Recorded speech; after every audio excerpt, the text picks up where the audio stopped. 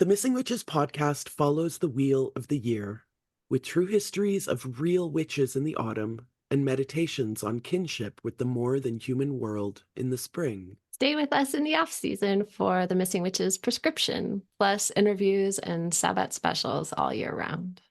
Join us as we change with the seasons, but always return to our roots. And if you want to support the Missing Witches project, join the coven. Find out all about it at missingwitches.com. She's rising, she's rising.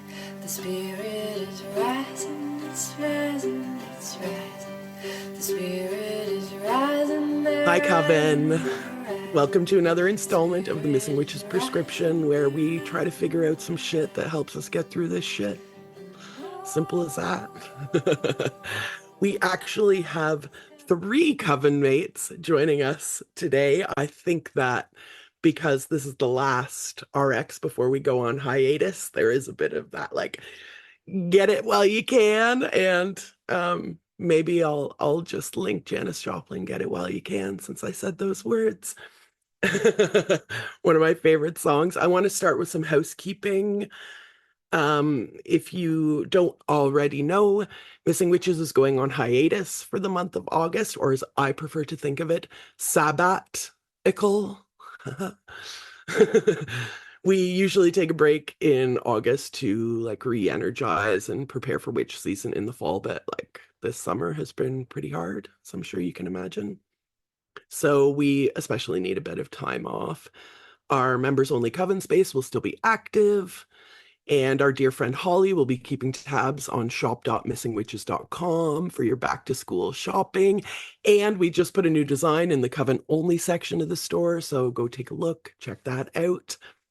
We'll still be kicking around, of course, but we may be very slow to respond to emails and Instagram DMs and all that, because we need to read and research and rest and write to gear up for an all-new season of the Missing Witches podcast. I have already booked the guests for our Mabon special, and I'm super excited to return to true histories of real witches in the fall. And I guess my first prescription is that we hope that you can get some rest too. As we are recording this in this very moment, Risa is under anesthetic, having her first surgery. Hopefully by the time you hear this, I'll be able to update you on all that. Risa and I met about 15 years ago, and we super bonded by just sitting around, and I'd play guitar and she'd play ukulele, and we would scream and laugh and sing. At one point, she was going through the breakup of a long-term relationship, and she'd show up at my door, and first thing I'd ask is, do you want to talk or do you want to sing? And one of the songs we played a lot was Ween, It's Gonna Be All Right. So I'm dedicating this to Risa. It's gonna be all right, baby. It's gonna be all right, love. It's gonna be alright, baby. It's gonna be alright,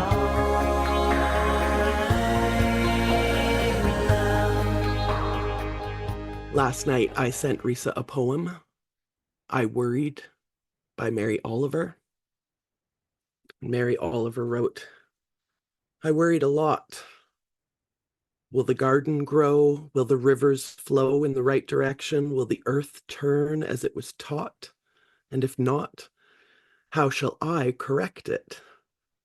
Was I right? Was I wrong? Will I be forgotten? Can I do better? Will I ever be able to sing? Even the sparrows can do it, and I am, well, hopeless.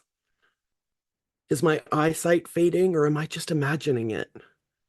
Am I going to get rheumatism, lockjaw, dementia?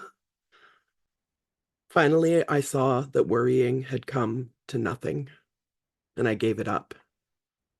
And I took my old body and went out into the morning and sang. So my prescriptions are to Ask your friends, do you want to talk or do you want to sing? And then go out into the morning and talk or sing. And our guests today have come here to talk and maybe to sing, or maybe just give you a song or a poem that you can sing when you go out into the morning. Thank you, Nicole, Kristen, Melissa, for joining me today. What a delight to have you all. This is our first group RX. So we're super excited. Let's start with Kristen. Kristen, how are you and what's your prescription for the Missing Witches Coven? Yeah, hi everyone. I am excited to be here. It feels surreal. Very thrilled to be here. So thank you for having us. The prescription that I brought is to tend to a native plant. It goes along with the gardening theme that you had last prescription. But I tend to native plants on my land. This summer, I have introduced over 12 endangered native species. Um, it helps. There's really no other way to describe it besides tending to life in defiance of the violence and pain in our world. Um, One of my favorite native species to look at are the keystone ones, specifically Joe Pyeweed. I put in my garden, and it is buzzing with activity. It supports over 200 pollinators, and I like to feel defiant in all of the things when I look at my plant that I brought in, I put there, and now creates so much life. So my prescription is to tend to a native plant. Several ways to get a native plant. Be creative. They're all over. But yeah, my prescription, tend to a native plant. I'm sure we're all thinking about Sonia Massey right now. And I'm just taking a deep breath as I say her name, Sonia Massey. And that is a beautiful prescription, Kristen. We are faced with so much violence and death, but it is so important to tend to life, you know? So important to tend to life. How many pollinators did you say? The keystone species support over 200 pollinators and birds. Yeah, it depends on what you plant. I planted a native hops vine, and it is the specific larval host for two butterflies that I had never seen in my yard before. And then I planted the hops vine, and the next year I see these specific butterflies everywhere now. So it just feels so rewarding to tend to these plants that just give back. And it feels defiant in the sense that they don't always have a home here. They're not, a lot of people rip them out, look at them as weeds, and they're not. They're beautiful. And it's revolutionary to tend to something so life-giving. Yes. Rewarding and defiant and revolutionary. I mean, you know me, like I wrote the garden chapter in New Moon Magic, and just like studying how plants operated has given me like a million metaphors, has pollinated me so much to see how nature operates. Because we humans, like, so often we think of ourselves as like separate from nature. But I just want to remind everybody, like, breathing in and out is a conversation with a loving universe, you know? Like, we take something that is all around us into our bodies, and when we expel it, it's changed, it's different, and then the universe gives it back to us, and so on and so on and so on. Rewarding defiance and revolutionaryism. Thank you so much for that prescription, Kristen. How about Melissa? What prescription did you bring for the Missing Witches Coven today? No surprise, we are going to continue on a plant journey. Yay, I it's am in summertime, Chicago. everybody. Yeah, I'm living in an urban existence for now. So while I would love to plant pollinators, I've been focusing on working with natural dyes. I took a class with a really amazing instructor, but I will say I've learned some lessons in working with indigo because it's one of the oldest pigments. It is one of the most difficult to grow. We have now found ways to control nature down into extracts and pre-reduced options, but it's been really amazing to tend to my own indigo vat. What's amazing about the process is that oxidation is really what changes it. So you come out yellow, and as water or oxygen exposes, the yellow turns these incredible blues, right? And you never know what you're going to get. You don't know how depth of color, how it's going to show up. And I will say, as a former culinary professional, where consistency was like beat into me, my prescription has been reevaluate your relationship with control. Because nature does that for me too. Because right now, say her name, Sonia Massey, rest in power. The violence, the control, the attempt to just clench the fist around us right now. I love watching the butterflies in the morning, the cicadas that don't give a fuck. Like there are elements that can't be controlled. And I know that, but it's so important to be reminded of it for me. Um,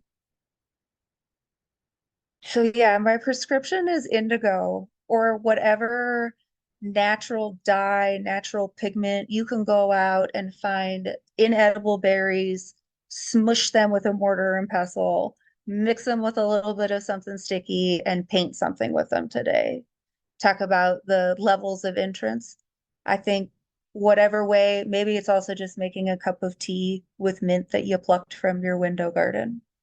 But um, plants will save us all, and I'm happy to hear that we're all on the nature tip this round. Yeah. So prescription, natural dyes, and letting go of control. I love this idea of not like doing something and not knowing how it's going to turn out and doing it anyway. It's such an exercise in faith, but also, like you say, like the releasing of control. I'm going to do this even though I don't know how it's going to turn out. You know, we've been so conditioned to like A, B, C, 1 + 1 + 1.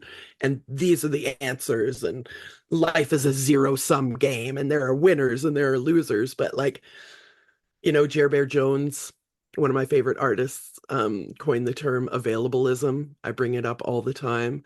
So I also love this notion of like, you don't have to necessarily go and buy art supplies. You can like smash up some leaves or some weird berries and use those to create colors, whether it's like with textile or on a canvas or even in a cup of tea.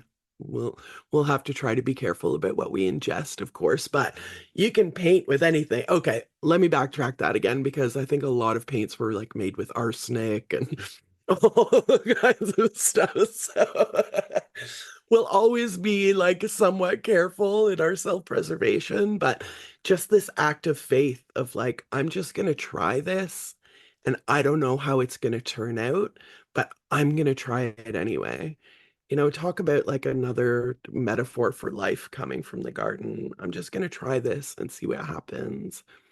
That's a beautiful prescription. Thank you so much, Melissa.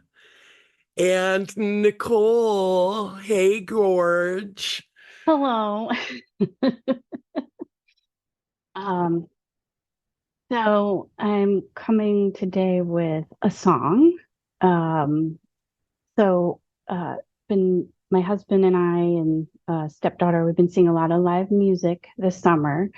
I've been going to shows since I was a teenager, and just something about being there, experiencing the music in a crowd with, your favorite artist is just like the best. So earlier this year, one of my favorites, Ted Leo, announced that it's the anniversary of the Shake the Sheets album, the 20th. I don't know how it's 20 years, but and to celebrate that, he and his band, the full band, Ted Leo and the Pharmacists, were going to go on tour, do a few dates, and do front to back this album. So immediately bought tickets, and we went last month, and they were amazing. Like, we're all like Gen Xers, and just to see like somebody my age just kicking butt on stage was like, the whole band was amazing. But anyways, I'm bringing for the RX the song Shake the Sheets, which is like the name of the album, but it's, the song that I was saying before we went to the show. I listened to the whole album, and I'm like, man, these lyrics, like, it's 20 years later, but so relevant today. They're all kind of like protesty, like, songs. So some of the lyrics go, I wonder how it is I'm standing here. War is raging everywhere under the sky. I feel defeated here by everything, cheated here by everyone on every side. And then later on, I want to take it to the president, him and his cabinet, hit them all with a broom. I want to sweep the halls of arrogance, sweep the walls of the excrement of these baboons. But I respect and prize the covenant. I respect the process. I respect the rules. When will we find a chord as resonant as to shake the sheets and make us move? And then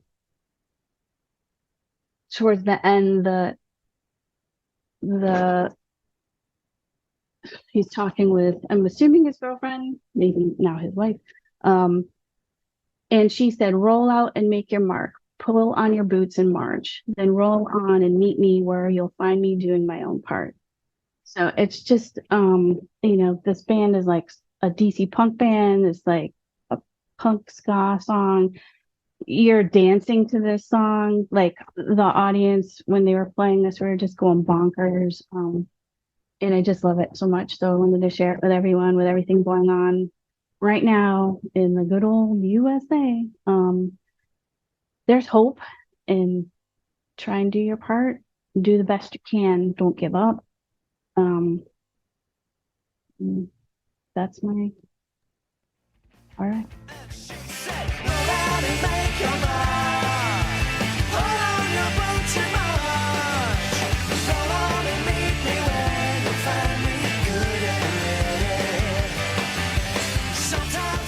We love DC punk around here, don't we? We fucking love DC punk around here. That amazing, like, DIY attitude. And again, like, this is such a perfect song for this moment, right? Because it's like, yeah, I feel cheated and fucked up, but I'm not gonna allow that to stop me from doing my part. And when we talk about rest, we're not talking about like giving up and dropping out. We're talking about like taking a moment to re-energize yourself so that you can do your part, right? And live music is such a great way to do that. I really feel that this is like a secular church. When you go and see a band and all of these people are like in this one vibe together and having this one moment together, it's so holy to me. I mean, listeners, you know this about me. Like, I'm sitting in front of my record collection that I have been, curating since, I mean, I can't even say since, like, my whole life. I remember the first record I ever got, and it had like puppets on the front, and there were like songs about like farm animals, and Bang on the Drum was my favorite song. And I was like 4 years old, and that just started this like absolute love affair for me. I do believe that music is one of the highest forms of magic that we humans have access to. I don't like to rank and file, forms of magic, of course, but for me, it's instantaneous. If I am freaking out, anxious, sad, or on the other side, like happy and joyful, like I just need to pick the right platter and put it on, and it's immediate. Like the vibe changes or is uplifted and reinforced immediately. So everybody, we're going to check out Ted Leo and the Pharmacists. We're going to shake the sheets, and maybe we'll dye them with natural dyes and then sleep in those sheets that we've colored with indigo, not sure how it was going to turn out. Maybe we can lay a sheet for pollinators to come and hang out with butterflies. And all of that from this like political perspective of like resistance and revolution. Because again, we talk about it all the time. There are a million different roles in the revolution, and maybe one of them doesn't fit you, but maybe another one does. I would love for everyone to take like a moment as summer wanes. I found my first red leaf on the ground today, and I was like, damn, that's bittersweet, Summer turns to autumn, autumn turns to winter, winter turns to spring, spring turns to summer again. And we can do that too. We can't be flowering all the time. If we're flowering all the time, we're not fruiting, right? Like this is something that I've learned from my garden. Like first we flower and then we fruit. Like we go through these phases and changes all the time, every day, with the seasons or with the hour, with the minute. And once again, on the subject of rest, I do want to remind everyone that Missing Witches is going on hiatus, but only because we need to recharge so that we can bring you more true histories of feminist magic in the fall, or interviews. Our Sabbat special is for Lamas is in the can. That'll be out on August 1st, and I'm so excited for you to hear this episode too. Things will still be moving, but I will be resting. Risa will be recovering. Does anyone have any concluding thoughts that they want to add before we go on Sabbat? Ickle? Go ahead, Kristen. I would just like to say that if anyone is interested in native plants, I do have an Etsy shop where I sell native plants. So I'll send that over and perhaps it can be linked in the show notes. But it's Lightning Struck Gardens. And it's a nonprofit that does benefit survivors of gun violence. So you can buy a native plant, support your pollinators, and be politically revolutionary in every way. You have really just tied up a little bow. I have to ask, because they're native plants, like what area are you in? I don't want you to dox yourself or whatever, but like what general area? I am in the Northeast. I'm in the Adirondack Mountains, but all of the plants that I have for sale online are native to basically anywhere. If you are in North America, they will take and thrive and support your pollinators. And is it seeds or like how do you ship? Yeah, it's seasonal. So right now we're offering cuttings, rooted cuttings in water, and then they'll come to you with their little roots. You plant them in the pot, and then they can go in the ground.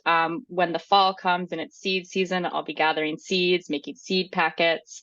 So we kind of just keep cycling through. So check in whenever you're interested. Depending on what you want to plant, it's available. I'm so excited. I'm absolutely doing this. And you'll send me the link so I can put it, so I Yes, can I'll send link you in the the link. RX. Yeah. Melissa, Nicole, is there anything you want to boost? No, I'm just happy to be here. I'm gonna boost that the sabbatical that you guys take is amazing. And I know timing with Riza is also impeccable, but even without that, you lead by example for me to also know when to rest so that we can give more of ourselves. And today being reminded that you have to do that to stay active.